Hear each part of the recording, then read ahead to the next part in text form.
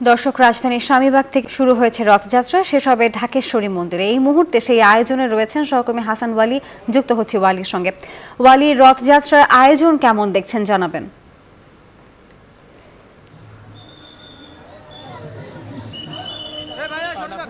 ধন্যবাদ। দুপুর ৩টা নাগাদ স্বামীবাগের ইস্কন মন্দির থেকে শুরু হচ্ছে রথযাত্রা। আমরা এই মুহূর্তে রয়েছে দৈনিক বাংলা মোড়ে। আমার পিছনে কিন্তু দেখেছেন হাজারো মানুষ কিন্তু রাজধানীর বিভিন্ন প্রান্ত থেকে ঐতিহ্যবাহী এই রথযাত্রায় অংশ নিয়েছেন এবং ঢাক তবলা বাজিয়ে কিন্তু আনন্দ উদযাপন করছেন।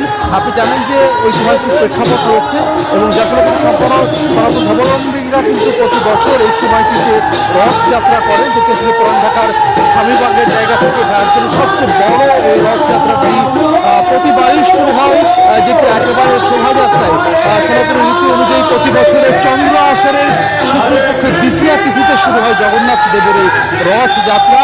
এবং সনাতন ধর্মাবলম্বীরা বিশ্বাস করেন জগন্নাথ দেব হলেন জগন্নাথের নাথ বা অধীশ্বর, যার ফলে কিন্তু আজকের দিনে তাকে সরাসরি দেখার যে আকাঙ্ক্ষা, সেটির ফলে কিন্তু একেবারে রাজপথে নেমে এসেছেন সাধারণ মানুষ।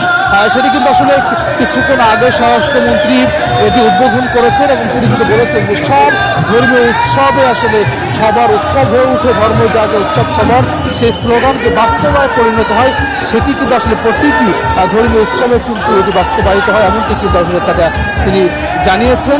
আমরা এখানে যারা এসেছি তাদের সঙ্গে কিন্তু কথা বলেছি, তারা বলছেন তাদের যে আকাঙ্ক্ষা, তাদের যে মনের আশা সবাই সুখী হোক, সেই প্রত্যাশা কিন্তু আসলে তারা করছেন। এবং এখানে কিন্তু পেছনে অনেক বড় কিন্তু দীর্ঘ লাইন, সেই জায়গা কিন্তু একেবারে বলভদ্র সুভদ্রার সঙ্গে জগন্নাথ দেবের প্রতিকৃতি নিয়ে মূর্তি নিয়ে কিন্তু সাধারণ মানুষের এই রথযাত্রা, এটি কিন্তু আসলে 9 দিন ব্যাপী শ্রী শ্রী জগন্নাথ দেবের রথযাত্রার এই মহোৎসবের আয়োজন করা হয়েছে এবং আগামী 15 জুলাই বিকাল 3টায় কিন্তু এই উল্টো রথের বর্ণাঢ্য শোভাযাত্রার মাধ্যমে আসলে এটি শেষ হবে।